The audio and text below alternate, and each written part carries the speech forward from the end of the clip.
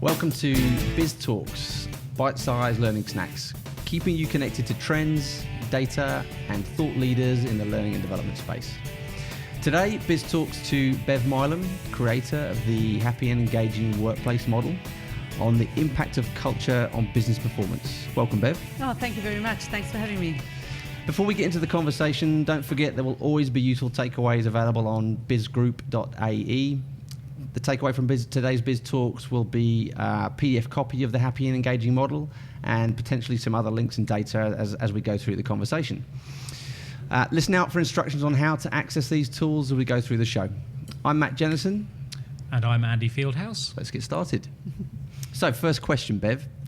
Before you ask me the first question, I just want to say that I'm absolutely delighted to be here and just seeing the two of you, Matt and Andy, doing this. It's something that we've dreamt about for a long time, and it's just so exciting. It's just another phase in our growth and development, so it's awesome. Yeah, exciting times, absolutely. Yeah.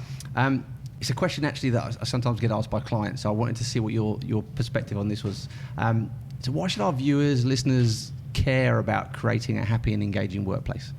Right, that's a really, really good question. Thanks. First of all, it's something that has really always been very important to me personally. I've been passionate about the subject, and I'm absolutely delighted to see that it's become more and more important and seen more and more importantly globally. The stats say that 87% of people, of companies worldwide surveyed, find this culture and engagement as being important, and 50% very, very important. But why should they? Is there a business need for it? Is there a business result in it? And it's really obvious to me, but a lot of people would question it. A lot of people would say, really, isn't it all just being pink and fluffy and just having fun at work? Whereas, but that came from the Burson by Deloitte survey, right? Those stats. Absolutely, yes, absolutely. So the stats are there now that they're viewing it as important, but the stats are also there, and it's proven that the results as a result of having a happy and engaging place to work are also there on your bottom line. Productivity goes up, for example, but also just in the beginning, just attracting the right talent to your organization. If you are an organization that is an awesome place to work or a happy and engaging place to work, you'll attract the right people. You will then be able to keep them. The stats have shown, the Gallup stats, for example, that retention will go up by about 44%. So you will keep your people a lot longer. And then your productivity, I think the productivity stats is about 31% that will go up as a result of having a good culture and engagement. Wow, that's pretty significant, 31%. That's fairly convincing from a statistical point of view, which is what I like, of course. Of course you do. But, for me it's very logical, it's very obvious, but for the doubters, it's a proven fact. So a good place to start, and this is something we can do for our listeners, is point you in the right direction of the Burson by Deloitte survey. Yeah, there we go. Got it right here.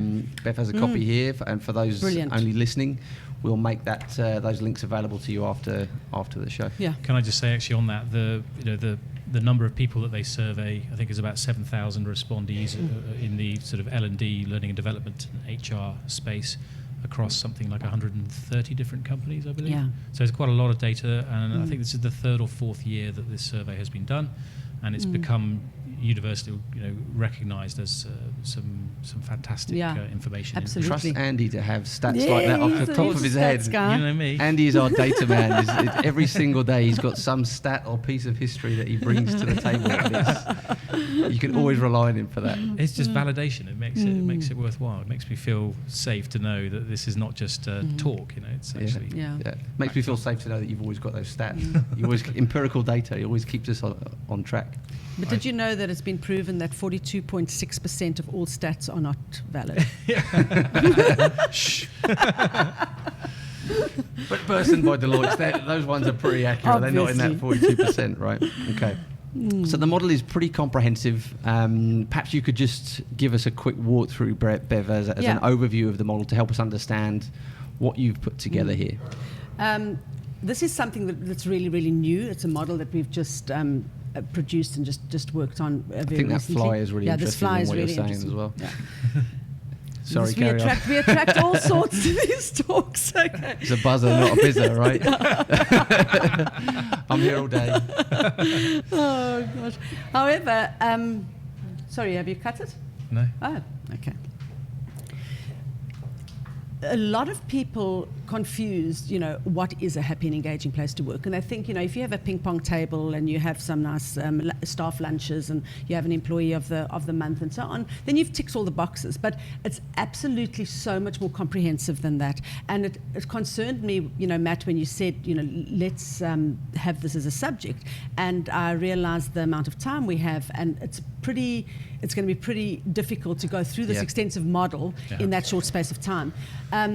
Because there are so many factors involved in creating this happy and engaging place to work, it is not just about one or two things. I've got a friend, in fact, and there's quite a few people that you probably know as well, that complain about their jobs day in and day out. Yep. And if you want to go back to stats again, Andy. Please. Yes, here we go. The Gallup actually say that only 30% of people are engaged at work. Yeah. And 26% are actively disengaged. That means 1 out of every 4 people are really, really unhappy at work. And some of these people, like if I go back to my friend Susan, for example, she would say... Not her real name, everybody. Yeah, no, it's not a real name. Okay, let's say Susan that works for True... We love to say that she works for True Story because it is a true story. Okay, so the company's True Story. She would be complaining, and I would say, Susan, what I can't understand is that your company does all the right things. They have an employee of the month, they have team days, they have social gatherings. You actually enjoy the job that you do, and you've got friends at work. So what is it? And she said, you know what? It's the little things. It's the things that happen on a day-to-day basis. I don't feel like the trust isn't there, for example. The values are not there in the organization. Yep. So there's a lot of factors. So this is not just a quick fix. So let me start off with that. And when we looked at the model, we came up with 5 categories. Okay. So we have a copy of the model here. So for those that are watching, you'll see that on your screens now. Yeah. For those that are listening in, if you can just imagine 5 pillars, if you like, across the top. Yeah. And Bev will walk us through the detail of that now. Yeah. So this is our happy and engaging place to work. And to help you remember the 5 pillars, as it were, the 5 categories, it is actually PLACE, P-L-A-C-E. And P stands for people, L, leadership, A, agility, C, culture, and E, environment. These are the 5 categories that you need to have right in your organization in order to achieve this happy and engaging place to work. And then within these categories, there's a number of elements. In total, there are 20 elements, 5 elements under each category. So it's 4 elements under each category. I better clear my diary. There's so 20 really categories to talk about today. Yeah, really comprehensive.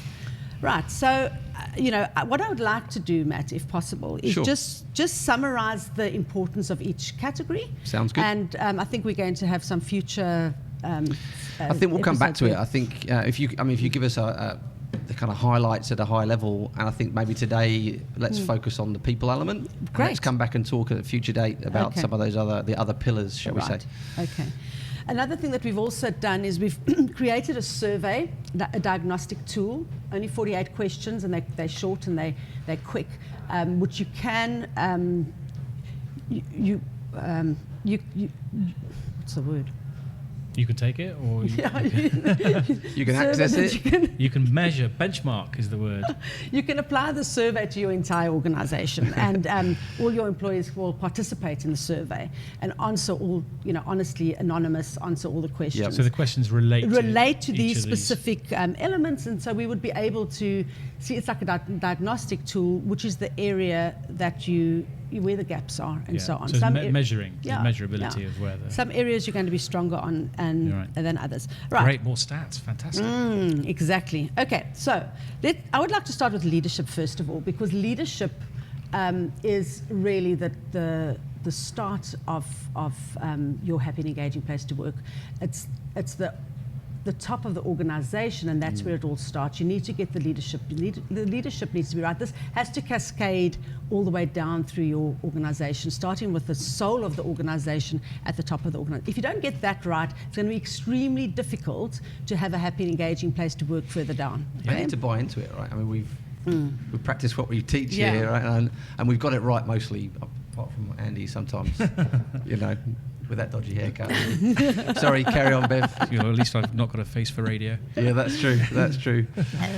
But just remember, what we are looking at here is a happy and engaging organisation, place to work. Leadership plays a very important role in that, but it's creating this entire organisation that is a happy and engaging place to work. You know, in the old days, if you go back, 20 years, when I started working, or actually started even earlier than that, but it was very much about my boss and only my boss. And I'm not talking about that type of leadership. I'm not just talking about, a vertical type of leadership. I'm talking about the leadership for the entire organization. So we're going to talk a lot more about that in future sessions.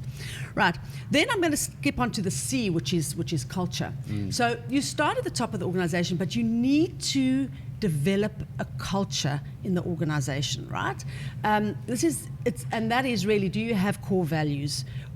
What are the guiding principles? What is our culture at Biz is an awesome culture, but it doesn't have to be the same in another organization. How would you say, so the word culture is bandied around a lot, and I know that, and for us, we live and breathe this stuff, right? So we're very familiar, but if you had to summarize what culture is in one sentence, how would you describe that for the people listening and watching? I know I've recently read, and I think it was in the Burson report, they just summed it up beautifully, and that is how things work around here. Okay. It's really your rules of behavior. It's how things work around here. And engagement, on the flip side, is how I feel about how things work around here. So, can I ask a question? Yeah.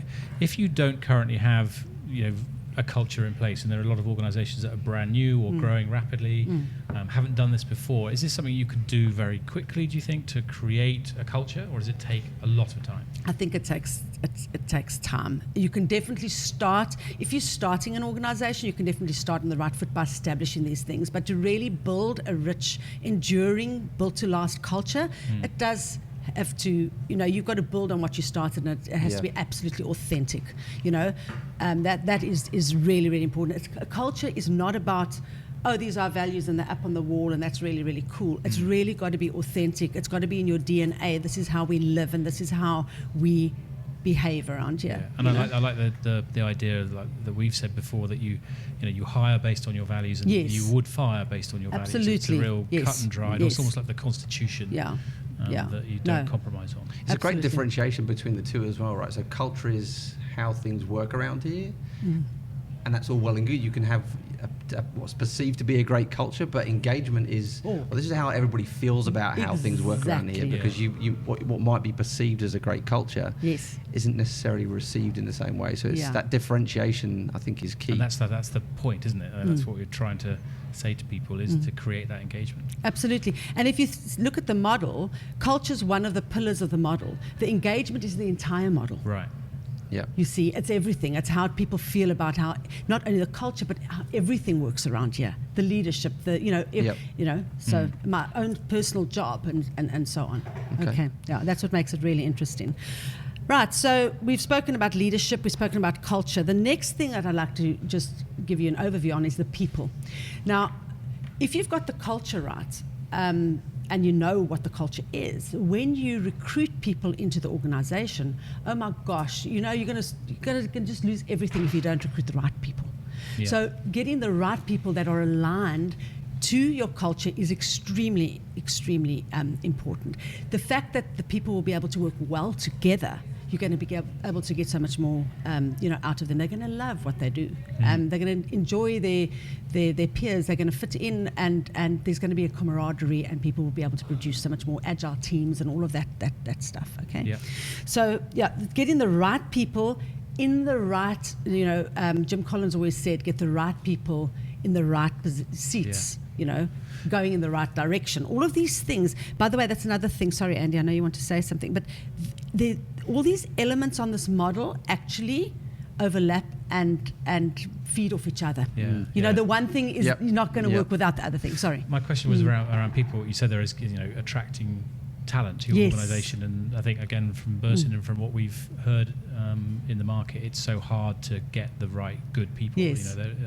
There's lots of people looking for jobs, but finding those people and making sure you get the best talent is difficult. If you've got the right culture, you should be able to, and the right leadership, you should be able to attract the right people. Yeah, absolutely. No, 100%. And that's something that can be learned and trained. That's the great thing about it. Yep. And I mean, I can't resist the opportunity, but it's something that we do help organisations achieve, right? Yeah. It's getting the right people. There are processes and approaches to hiring the right people in the first place.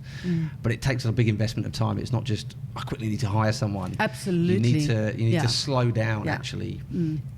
Ironically, at the time when you probably need someone the most, somebody's leaving the organisation and it's a rush, and you're more inclined to make those mistakes. Yeah, tempted to have a quick fix. Yeah, I mean, Jim Yeah. Collins, he talks about this. In fact, I was listening to the audiobook of Great by Choice, and he talks very much about, there's times when those challenges are in front of you and you feel like everything's moving quickly. You need to actually slow down in order to move quickly in the future. So it's 100%. interesting. Yeah, absolutely. It's absolutely vital that you get the right people that fit into your culture and that they are also happy and engaged. Okay. The next one, I'm jumping around the board, but for me it flows in that order, is the environment. And the environment isn't just about having this happy Big blue slide. like we've got oh boy, that's really, really important. But it's the whole flexible workspace, the your procedures, your processes, and so on. Also part of the environment is people having a voice. Inclusiveness, an inclusive environment, people being able to speak out and so on. So there's a lot more that goes into the environment. You can see Sai in the background just trying to sneak past. There you go. She's worried that she's going to spoil the podcast. This is live, Sai. This is live. You're on TV. I promise Just you're sneaking fine. into my office with some more checks We'll to sign. interview you next week. The one thing also on here, just at one point, is about this engaging rhythm. I think that for us, that's really, really important. It's worked really, really well for us, and it's something that you could do fairly easily, or in any organisation, is just to have those regular opportunities to work on your environment or your culture or whatever. Getting the team together daily, weekly, monthly, and having that kind of rhythm. And once you get it started, it takes a bit of time. And I think with all of this, I would say it's like pushing a car. The hardest bit is the first bit. And once you get it going and you get that work started, it gets easier with time. So you can progress things quite quickly. Absolutely. And I'm glad you mentioned the engaging rhythm. There's so many activities and things that we do, but we don't just do it for the fun of it. We do do it for the fun of it, but not only for the fun of it. And your environment and your culture, there's a lot of overlaps there as well. But they've got to match up.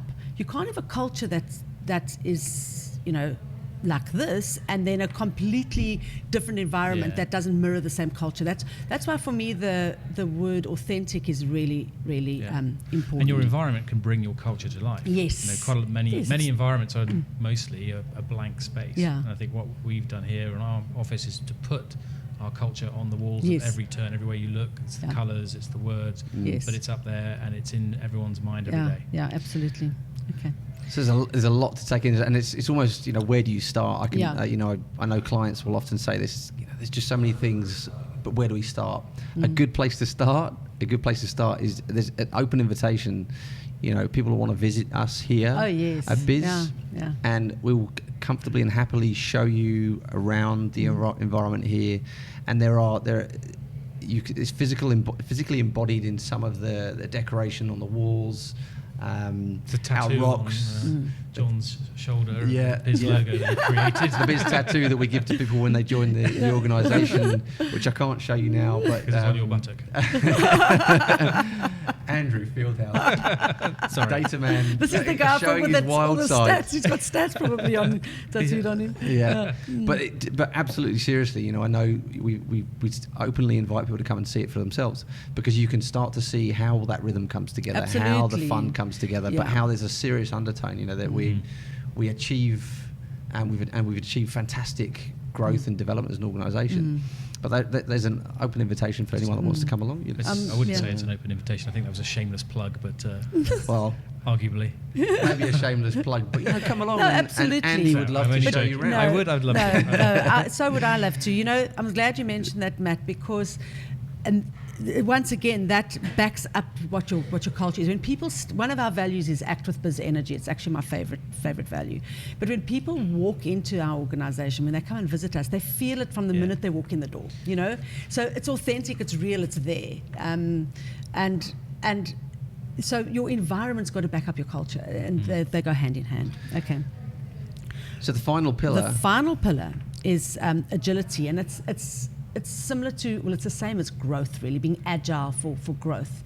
You will become more of a happy and engaging place to work if there are opportunities for growth for the individuals, as well as, to grow individually with the organisation is an exciting thing.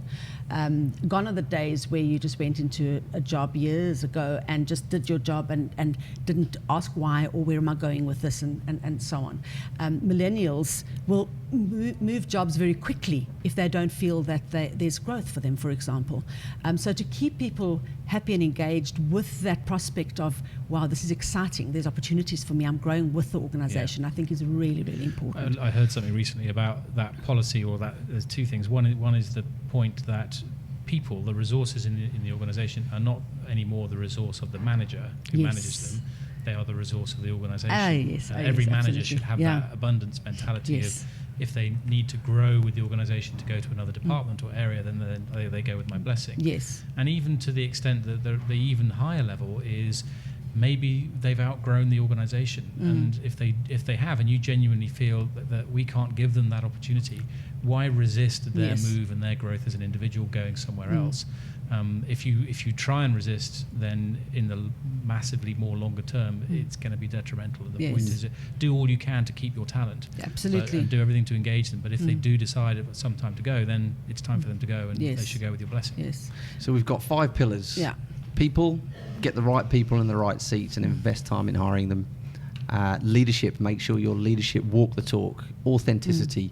It can't simply be values written on the wall. They need to live and breathe those on a daily basis.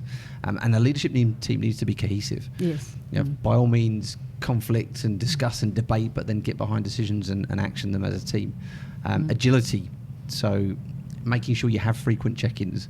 Once a year, performance management conversations. That's gone out of the window. It's just, it doesn't work, and it isn't what your people are looking for. Frequent check-ins, mobility. Culture. So how do things work around here? What are your values? Be nice to each other. It doesn't take anything, doesn't cost anything, but be nice to each other, value people. And then finally, environment. So fun, engaging rhythms, meeting rhythms. Our daily huddle is what kicks our day off. In fact, we had our daily huddle this morning, as we do every morning. Doesn't matter if there are no managers in the business, the daily huddle happens every day, and that's how it connects everyone to what's going on. And together, that's the happy and engaging model. I'm kind of conscious of time because John, incidentally, is the guy that makes this all possible. So we just turn up and chat for a while, but actually, John behind the scenes, you'll rarely get to see him, but he's the expert that makes this all reality. And he keeps popping up with kind of a signboard saying, Matt, 20 minutes. Okay, I'm glad you're paying attention. I'm so into it. We've been chit-chatting about this actually for a long time. I've got one final question. If we're go for it, Andy. How would you say this is relevant to Dubai and the Middle East?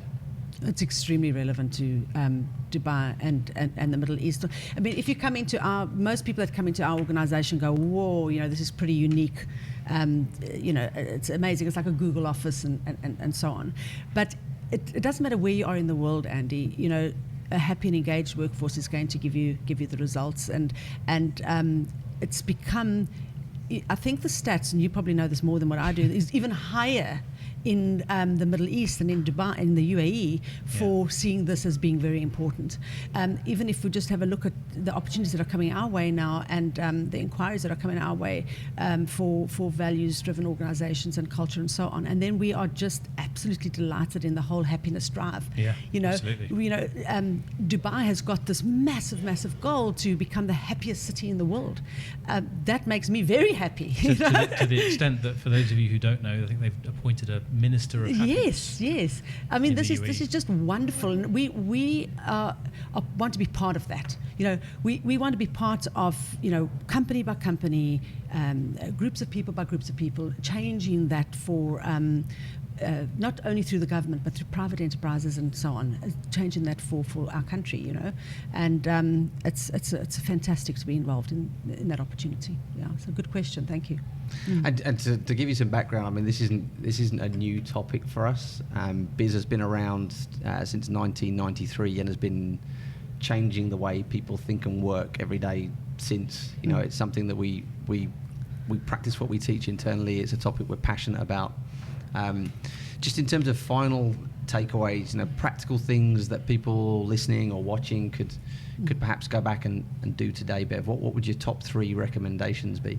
Oh wow, that's quite a loaded. I'm putting you on the spot. Yeah, there, that is really a loaded. Things that people could take back and do today. Right. I would say, do your research, have a look and see what are the important things. Go and have a look at the model. I would love for you to take the survey and see where the gaps and so on or even if you just review the model and try and work out where the gaps are in your organization. But it absolutely has to start at the top of the organization. If you don't have values in place, then, get those values in place. But, it's not something that just happens overnight either. You can start those building blocks step by step, We've been involved in some organisations where it hasn't started at the top of the organisation, and it's much, much, much more difficult to change a culture or to become a happy and engaging place to work if it doesn't start from the top of the organisation. So I think the buy-in from the CEO and honestly that is their accountability, right at the top of the organisation. It has to start there. Yeah. Okay. One of the key things that really strikes me is and again, people can download this the model, and we'll share it afterwards. So if you weren't able to, if you're just listening in, but giving people purpose and meaning, that actually can be changed just by the way that managers talk to their teams. Maybe just start with your own team today. Do they really understand what it is they're doing and why it matters? How does it connect to what the organisation is trying to achieve? Yeah, there is if you read Pat Blencioni's 3 Signs of a Miserable Job, he absolutely hits the nail on the head with that exact subject. Your own job has to have meaning, and it has to have a purpose. So that I get out of bed in the morning and I'm excited because I'm going to fulfill this purpose. And if I'm enjoying my job and I feel excited about what I'm achieving in that job, I'm going to be working so much more productively, right? But then that purpose needs to be aligned with the purpose of the organisation. And then how can I see at the end of the day, have I achieved what I have set out to achieve? Is it, part of this is also about goals and measurement. So can I actually measure if I have had a good day and how I've done? For example, we've got these fantastic ladies that sit in reception, our chief first impressions officers. They are magic makers. And when people step into reception, they absolutely feel it immediately. They feel the energy. Now, Lani and Laurie are in reception and they are making an amazing welcome, but they can actually measure that every single time. When so how do you measure that? So they could simply have a table, behind have a little chart behind their reception counter, and when anybody walks in, even if they're delivering pizza or whatever at lunchtime, which by the way happens a lot here, lots of food gets delivered. Did the guy smile when he walked in? If he did, I give myself a tick. Yeah. If he didn't, I give myself a cross. And if I get him to laugh and really be happy, I give myself 4 ticks. And so at the end of the day, I count up how many ticks have I got as opposed to how many crosses. And they get really, really excited about their little chart and that they're making people's day. Now, the thing is, our higher purpose, and that's why I say it really starts at the top of the organisation. Our purpose is enriching lives. Every single person in our organisation has the opportunity to enrich somebody else's life. Lani and Laurie sitting in reception, they getting a kick out of their specific job that they're doing, but they are also aligned to our higher purpose, which is enriching lives.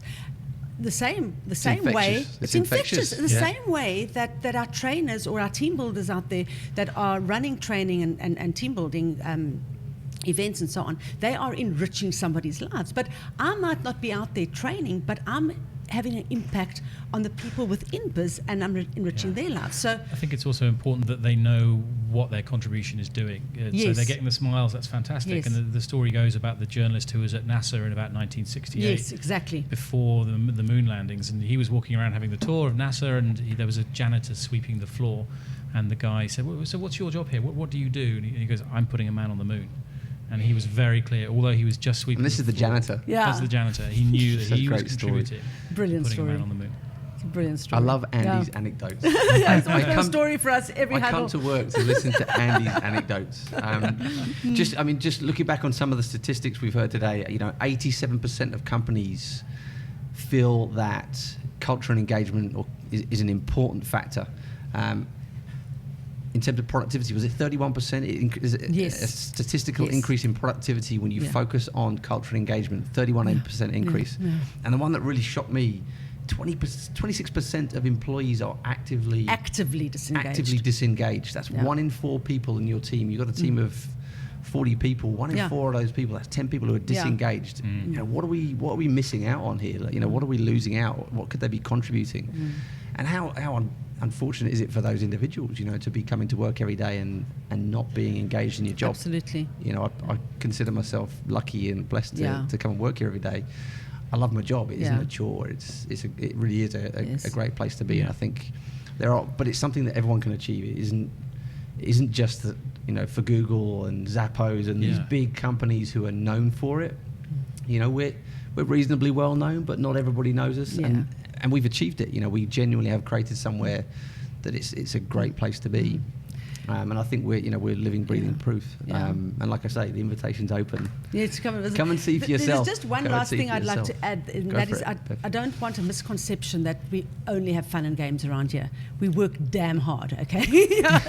so people that are people that are attracted to come and work for us, great stuff. It is an awesome place to work. It's extremely fulfilling, but our rate and our pace of work is high, and our standards are very, very high. So, but and please don't think you've got to have one or the other. You can absolutely have one, and it's about absolutely. having fun while you are working, but still work and still producing those results. Yeah, Jim Collins and Yeah. his 20-mile march, right? Our Yeah. 20-mile march is to grow X% year on year, Yeah. and we achieve that, and it's hard, it is Yeah. challenging, Yes. but it helps when you do it in a great workplace. It's certainly Yeah, possible. absolutely. Okay. Oh, well, thank you. Thanks very much, Bev. Really appreciate your insights. It's fantastic to learn more about this model. As we said, you can download a PDF copy of the model. Where can diagnostic. we download that, Matt? Where can we download it? That was a shameless pitch, Andy. That was a shameless pitch. You can download it from our website, bizgroup.ae. That's bizgroup.ae. Download it there. Take a look. And if it's something that you're looking to work with on your organisation, it's something we do work on and we can help you with.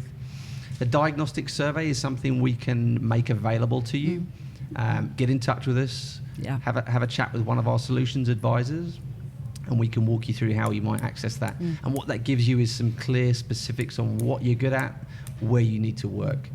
That's something we can work with you on. I'm Matt Jennison. And I'm Andy Fieldhouse.